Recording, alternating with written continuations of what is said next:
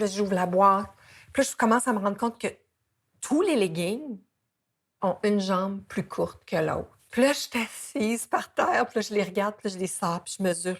Non, non, c'est pas vrai. C'est pas vrai. Là, j'ai chaud. Là, je me sens pas bien. Ah!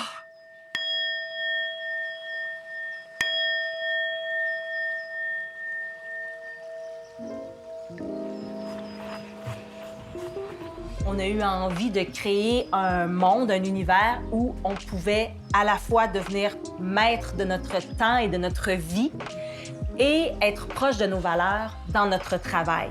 Ça a été ça vraiment l'élément déclencheur. Puis oui, comme entrepreneur, tu vis des montagnes russes, mais c'est autre chose. C'est plus énergisant que de sentir que tu es à la merci de quelqu'un. Rose Bouddha, c'est une entreprise de mode éco-responsable qui fabrique des vêtements à base de bouteilles de plastique recyclées, de fibres biologiques et écologiques. On n'était pas des filles de mode, en plus. On aimait la mode, on connaissait bien le yoga, mais où est-ce que tu achètes ça, ton tissu? Qui va le coudre?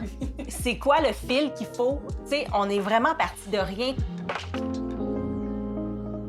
C'est des vêtements qui sont pensés multifonctionnels. Comme on veut aller un peu à l'encontre de la fast fashion, on aime que nos vêtements, on puisse les porter dans la vie de tous les jours et en mouvement.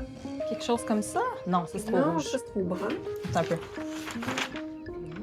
L'industrie de la mode, c'est la deuxième plus polluante après l'industrie du pétrole. Donc, c'est vraiment un gros problème. Puis on se rend pas compte qu'on fait partie du problème parce que souvent, on va acheter des vêtements qui sont faits dans des conditions.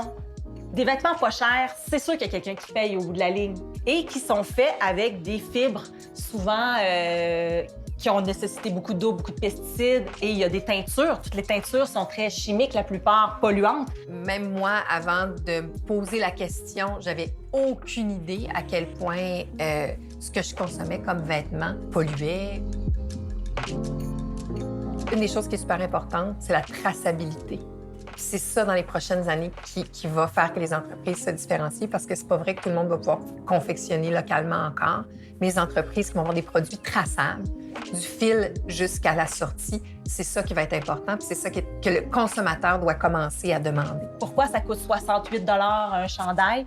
Parce qu'il y a quelqu'un qui l'a confectionné. On sait c'est qui, elle a un chien, elle a des enfants, puis on veut la payer à sa juste valeur. Donc, le consommateur, quand il paye chez Rose Bouddha, quand il achète, quand il choisit, il sait que ça a été fait par quelqu'un qui est bien traité, dans des super bonnes conditions, avec des fibres naturelles.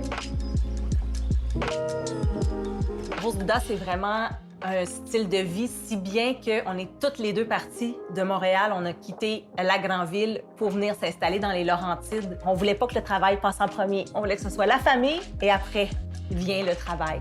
C'est pour ça qu'on a décidé de le faire à notre façon et à notre vitesse.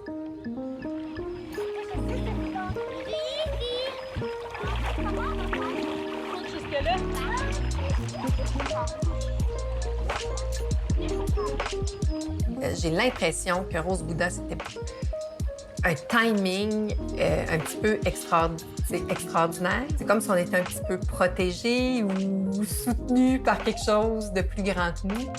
Rose Bouddha est devenue une entité en soi, puis on dirait que c'est Rose Bouddha qui nous tire vers l'avant plus que nous qui poussons Rose Bouddha. Je me sens extrêmement chanceuse et reconnaissante.